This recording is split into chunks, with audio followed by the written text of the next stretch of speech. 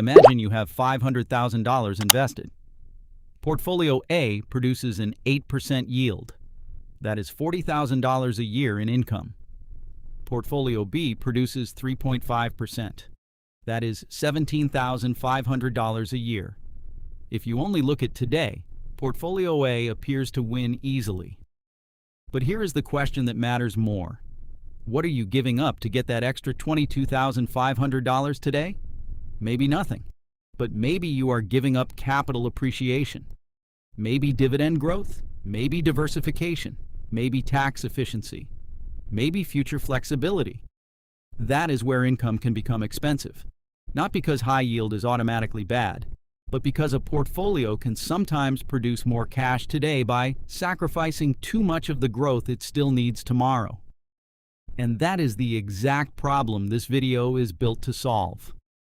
The goal is not to maximize yield, and it is not to build a portfolio so focused on growth that the income becomes irrelevant. It is to structure a portfolio where income and growth perform different jobs without one quietly weakening the other. We are going to look at how much income is actually useful, how to recognize the hidden cost of yield, how dividend growth and broad market exposure can work alongside income assets, when that balance should change as retirement gets closer, and why total return still matters even after you begin living from the portfolio. If you enjoy realistic dividend investing and long-term wealth building, leave a like, subscribe to the channel, and stay until the end. Because the goal isn't income instead of growth. It's income that growth can continue supporting. Every dollar of yield has to come from somewhere. That is the part investors often skip. When a portfolio pays more income today, the first question should not be, how high is the yield? It should be, what is producing it? Maybe the cash flow comes from mature, profitable businesses. Maybe it comes from REIT rental income. Maybe from bond interest. Maybe from option premiums. Or maybe the yield looks unusually high because the share price collapsed. That is why two investments both yielding 7% can represent completely different realities. One may be supported by durable cash flow and a healthy balance sheet. The other may be flashing a warning sign. So use what I would call the income cost test. First, is the cash flow sustainable? Second, can the underlying asset still grow? Third, what upside, flexibility, or future purchasing power am I giving up to receive this income now? That last question matters because a rising yield is not always good news.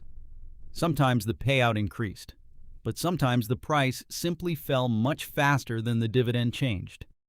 That can create a dividend trap. And this is where the title of this video matters. High income is not automatically expensive, but you need to know what is paying for it. The problem is not receiving income. The problem is building that income by sacrificing too much of the growth your portfolio still needs to keep up with inflation and support you for decades. The best income is not simply the highest number on the screen. It is income your portfolio can keep supporting without weakening the engine underneath it. The mistake is assuming your portfolio has to choose one side, income or growth. It doesn't. A better structure is to build two engines that perform different jobs. The first is your growth engine.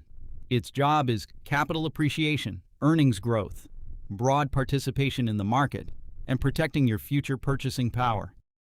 Broad market exposure through funds such as VOO or VTI can serve this type of role. Not because they maximize current income. They don't. Their job is to give a meaningful part of your portfolio room to compound through the growth of the businesses you own. Then you have the income growth engine. This part is designed to produce useful cash flow while still giving that income the potential to grow over time. Dividend growth strategies such as SCHD or DGRO can fit this role. SCHD follows an index built around dividend quality and sustainability. DGRO focuses on companies with a history of growing their dividends. Neither example means you should simply buy those funds. The important point is the job they illustrate. Because once you think this way, you stop demanding high income from every dollar you invest. One asset can prioritize growth. Another can prioritize growing income. And together, they can create the balance your financial life actually requires. So instead of asking, does this ETF yield enough? Ask, what job does this asset perform inside my entire portfolio? That is the shift. You do not need every investment to give you income and maximum growth at the same time. You need the portfolio as a whole to generate the income you need without sacrificing the growth your future still depends on. There is another mistake that can quietly distort this entire discussion. A high-yield portfolio can compound too. If its distributions are sustainable and you reinvest them, that income goes right back into buying more assets. Those assets can produce additional income, and that additional income can be reinvested again. So growth is not something that belongs exclusively to low-yield investments. The real comparison is much broader than that. It depends on total return. It depends on whether the distributions are sustainable. It depends on reinvestment, fees, taxes, and the growth of the underlying businesses. Imagine Portfolio A produces more income immediately. Portfolio B produces less income, but a larger share of its expected return comes through capital appreciation and business growth. If both investors reinvest everything, you cannot automatically declare a winner simply by looking at the starting yields. The outcome depends on what those portfolios actually earn over time and how much of that return remains invested. And that gives us a very useful rule. If you don't need the income yet, don't let the income become idle. If your portfolio sends you $500 in dividends and you do not need that $500 for living expenses, reinvesting it turns current income back into growth capital. Now income and growth are no longer competing with each other. The income is helping finance the growth. And that is one of the simplest ways to pursue dividends without unnecessarily sacrificing your portfolio's future. Receiving income does not require you to consume it. Until your life actually needs that cash flow, letting it continue working can keep both engines moving in the same direction. There is a bigger reason not to sacrifice growth just to maximize dividends. Retirement income does not have to come entirely from dividends. Some investors build around one rule: never sell a share. But that can create unnecessary pressure to force every part of the portfolio to produce income. A better question is, can this portfolio sustainably fund my life? Because your retirement cash flow can come from multiple sources: dividends, interest, cash reserves, and strategic withdrawals from appreciated investments. That is where total return becomes important. Total return includes both the income your investments produce and the change in their value. So growth is not useless just because it does not arrive in your account as a dividend. Growth itself can eventually become spendable income. That changes the strategy. If you need $40,000 from your portfolio, you do not necessarily need to construct something yielding 8% just to avoid selling shares. You may be able to combine portfolio income with selective withdrawals while allowing other assets to keep growing. The famous 4% rule is still a useful historical reference, but it is not a universal retirement law. Recent Morningstar research estimates a 3.9% baseline starting withdrawal rate under its specific assumptions for a 30-year retirement. Different spending patterns, time horizons, asset allocations, and market outcomes can change that number. The principle matters more than chasing one perfect percentage. Your portfolio's job is not to produce the largest dividend check possible. Its job is to sustainably support your life. And once you understand that, you no longer need to sacrifice growth just to make every dollar of retirement income arrive as a dividend. The right balance between income and growth should not stay frozen for your entire life. It should change as the job of your portfolio changes. If retirement is still decades away, current income may not be your biggest priority. You may have more room to emphasize broad market growth, dividend growth, and reinvestment. Why force the portfolio to maximize cash flow today if you do not need to spend that cash? But as retirement gets closer, the equation changes. Income reliability begins to matter more. Volatility matters more. Cash reserves become more useful. Bonds and treasuries may play a larger role. And withdrawal planning becomes something you need to think about before your paycheck disappears. Then retirement actually arrives. Now income and stability may become even more important. But growth still has a job. If you retire at 65, your portfolio may need to support you for another 20, 30, or even more years.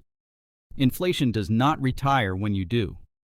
So moving everything into high-yield assets on your retirement date may increase today's cash flow while creating a different problem later. Your income may struggle to grow, your purchasing power may erode, and your portfolio may have less capacity to recover and expand.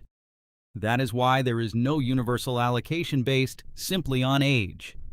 Your retirement runway, spending needs, risk tolerance, other income sources, and financial objectives all matter. The right balance changes as the job of your portfolio changes. The strategy is not to eliminate growth when you need more income. It is to gradually increase the income your life requires without unnecessarily sacrificing the growth your future still needs. Some investments can increase portfolio income almost immediately.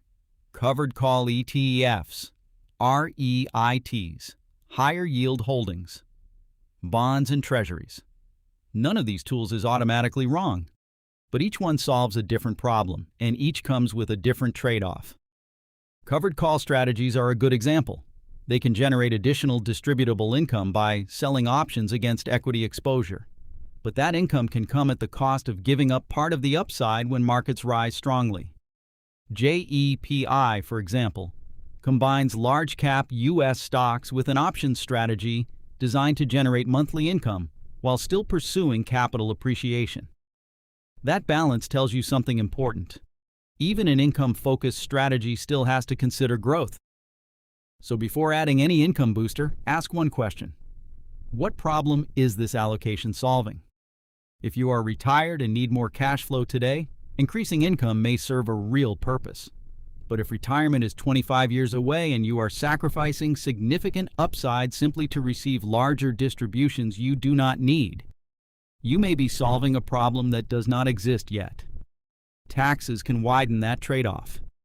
Inside a taxable brokerage account, qualified dividends and other forms of investment income can receive different federal tax treatment.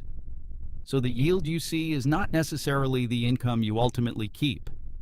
This brings us directly back to the promise of the strategy. Income is valuable when it serves a purpose, but every additional percentage point of yield deserves a question. What did I have to give up to get it? Because the goal is not to avoid income boosters. It is to use them without quietly sacrificing the growth your portfolio still needs. The goal was never to choose between income today and growth tomorrow.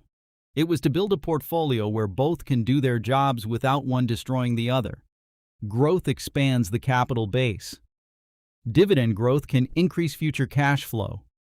Reinvestment turns today's income back into tomorrow's capital.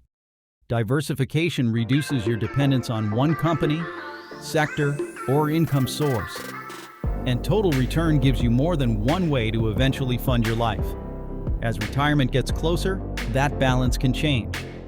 More of the portfolio can begin focusing on the income and stability you actually need. But growth does not suddenly become useless just because your paycheck stops. Your portfolio may still need to support decades of spending and inflation. And this is where the strategy becomes personal. At first, portfolio income might cover your insurance. Later, groceries. Eventually, maybe housing. It might allow you to work fewer hours. Or it could fund a meaningful part of retirement. But the best income strategy is not necessarily the one showing the biggest yield on your brokerage dashboard. It is one capable of supporting your life without continually weakening the assets producing that income. The goal isn't to squeeze the most income out of your portfolio today. It's to build enough income that your life improves while the portfolio still has room to grow tomorrow. If you enjoyed this video, leave a like and subscribe to the channel if you haven't already. Share it with someone trying to choose between dividend income and long-term growth. And let me know in the comments, if you were building your portfolio today, what would matter most right now? Income, growth, or a balance of both? Thank you so much for watching. God bless, happy investing, and I'll see you in the next video.